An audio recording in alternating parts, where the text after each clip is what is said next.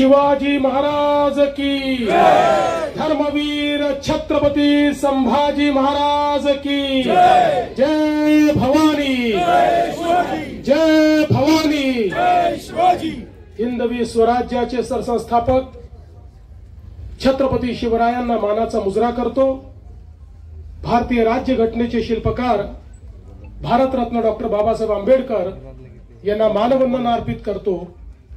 आज छत्रपती शिवाजी महाराजांचा जन्मोत्सव साजरा करण्याकरता मंचावर उपस्थित असलेले आमचे सहकारी राज्याचे उपमुख्यमंत्री माननीय एकनाथराव शिंदेजी, माननीय अजितदादा पवारजी, सांस्कृतिक कार्य मंत्री आशिष शेलारजी, शरददादा सोनावणे, बापूसाहेब पठारे, अतुलदादा बेनके, आशाताई बुचके, सत्यशीलजी शेरकर, विजयजी घोगरे, नवनाथ घाडगे, बाळासाहेब मुळे, जितेंद्र डुडी, सुनील फुलारी, गजानन पाटील, अतुल चव्हाण, ज्यांना पुरस्कार मिळाला ते बाळासाहेब दांगट, डॉक्टर अमोल डुमरे, जालिंदर कोरडे, रामभाऊ पाडमोडे, राजाभाऊ पाडमोडे, या ठिकाणी उपस्थित तमाम शिवप्रेमी भगिनी आणि बंधूंनो, आज सर्वप्रथम जगभरातील शिवप्रेमींना छत्रपती शिवरायांच्या जन्मोत्सवाच्या मी मनापासून शुभेच्छा देतो। खरं म्हणजे आजपासून 5 वर्षांनी छत्रपती शिवरायांचा 400वा जन्मोत्सव आपण साजरा करणार आहोत आणि त्या निमित्ताने आपण या शिवनेरीवर आल्यानंतर इथल्या मातीमध्ये आपल्याला स्वराज्याची जी स्फूर्ती मिळते, स्वराज्याचं जे तेज मिळतं, ते तेज घेऊन महाराष्ट्राची सेवा करण्याकरता आम्ही सर्व लोक या ठिकाणी येत असतो। आपल्याला कल्पना आहे की ज्या काळामध्ये संपूर्ण भारतामध्ये अनेक राजे राजवाडे हे मुघलांचं मंडलिकत्व स्वीकारून त्या ठिकाणी नतमस्तक होते, अशा काळामध्ये आई जिजाऊंनी छत्रपती शिवरायांना घडवलं आणि सांगितलं या मराठी मुलकामध्ये, या हिंदुस्थानामध्ये ज्या प्रकारे अनाचार, दुराचार आणि अत्याचार चाललेला आहे, या मुलखाला त्यातनं स्वराज्याकडे नेण्याची जबाबदारी शिवबा तुझी आहे। आणि छत्रपती शिवरायांनी हातामध्ये तलवार घेतली, 18 पगड जातीच्या लोकांना एकत्रित केलं, मावळ्यांची फौज तयार केली आणि देव, देश आणि धर्माची लढाई सुरू केली आणि खऱ्या अर्थानं स्वराज्य स्थापन करून पहिल्यांदा भारताचा आत्माभिमान जागृत करण्याचं काम जर कोणी केलं असेल तर ते छत्रपती शिवाजी महाराजांनी केलं।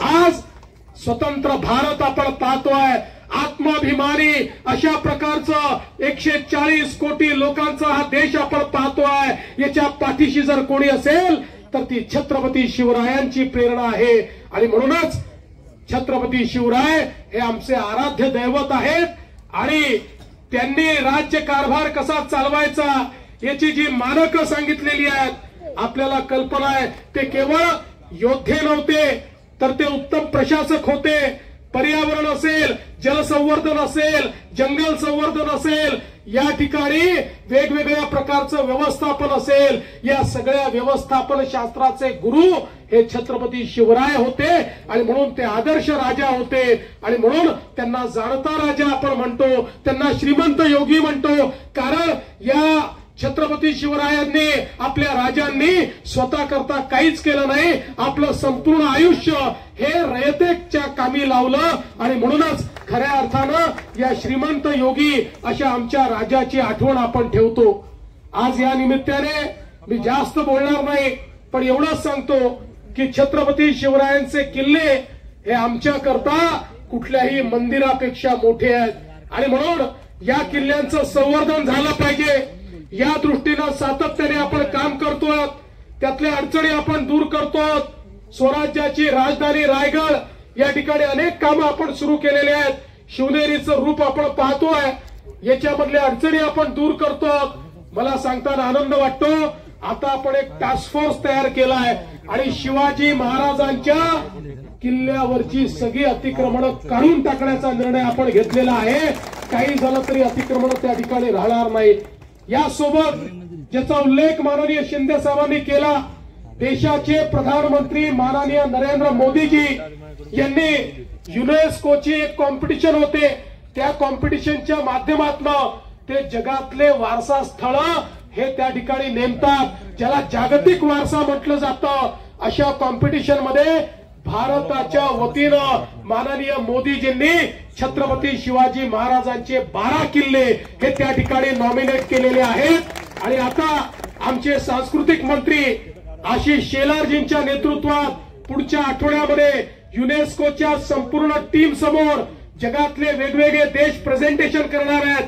ते भारताचं प्रेझेंटेशन म्हणजे छत्रपती शिवरायांचे किल्ले हे कसे स्थापत्य शास्त्राचा उत्तम नमुना आहे, हे कसे जलसंवर्धनाचा उत्तम नमुना आहे, हे कसे पर्यावरण संवर्धनाचा उत्तम नमुना आहे, या संदर्भातलं सगळं प्रेझेंटेशन हे त्या ठिकाणी आशिषजींच्या नेतृत्वात पॅरिसमध्ये त्यांच्या महासभेपुढे त्या ठिकाणी सादर होणार आहे. आणि मला विश्वास आहे की छत्रपती शिवरायांचे हे किल्ले जागतिक वारसा बनतील आणि जगातले लोक हे किल्ले पाहण्याकरता या ठिकाणी येतील. या निमित्ताने मी शरदादा तुम्हाला आणि सर्वांना सांगू इच्छितो की जे मुद्दे तुम्ही मांडलेले आहेत ते महत्वाचे आहेत. दाऱ्या घाटापासून तर या शिवनेरी परिसराच्या विकासापर्यंत ही सर्व ज्या आपण मागण्या केलेल्या आहेत, आम्ही तिघही या ठिकाणी आहोत. आम्ही तिघही या ठिकाणी शासक नाही आहोत, आम्ही छत्रपतींचे मावळे आहोत, आम्ही सेवक आहोत. त्यामुळे छत्रपतीचे सेवक हे या ठिकाणी आपण मांडलेले मुद्दे पूर्ण झाले पाहिजेत, याकरता आम्ही कार्यरत राहू हा विश्वास व्यक्त करतो. पुन्हा एकदा चारही पुरस्कर्त्यांचं मनापासून स्वागत करतो, अभिनंदन करतो आणि संपूर्ण जगातील शिवप्रेमींना छत्रपती शिवरायांच्या जयंतीच्या शुभेच्छा देऊन माझं बोलणं संपवतो. धन्यवाद. जय हिंद, जय महाराष्ट्र, जय शिवराय.